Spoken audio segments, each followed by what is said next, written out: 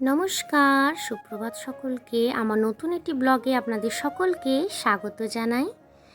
আজকে হচ্ছে বৃহস্পতিবার। দেখুন রোদটা কেমন দিয়েছে, গরমটাও প্রচণ্ড পরিমাণে পড়েছে।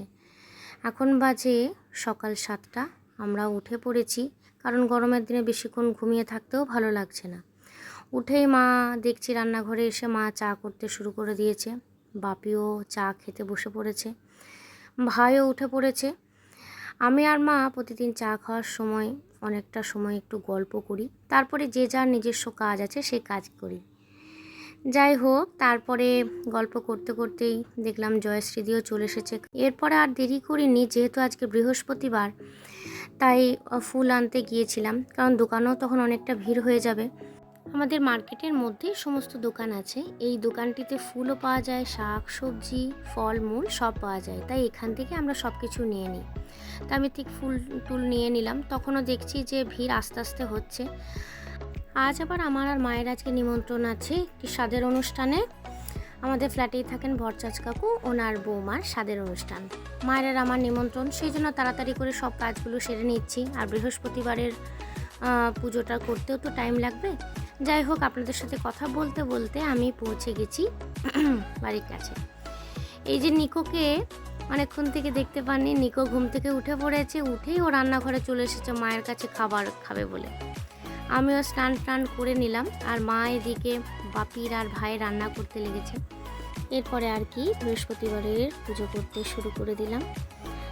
কোনো দিন মা করে, কোনো দিন আমি করি। আজকে আমিই করলাম পুজোটা। এরপরে মা আর আমি পুরো সাজুগুজু করে রেডি হয়ে গেছি, গিফটও সাথে নিয়ে নিয়েছি।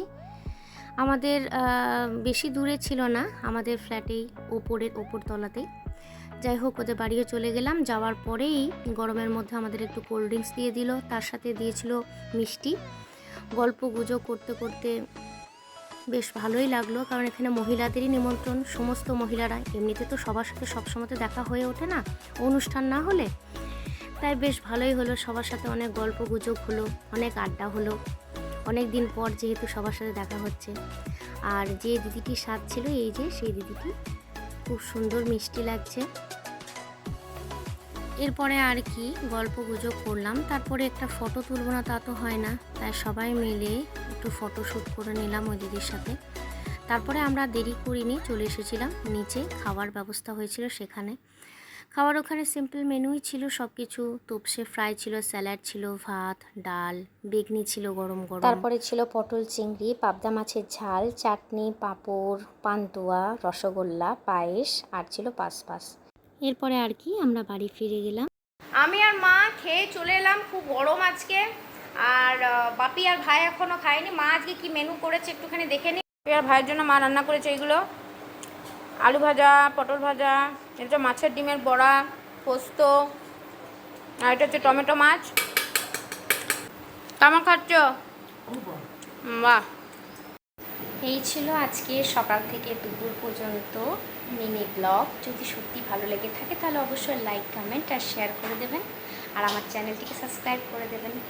চলুন আজকের মতো আসি তাহলে, আবার দেখা হবে অন্য কোনো ব্লগে। টাটা।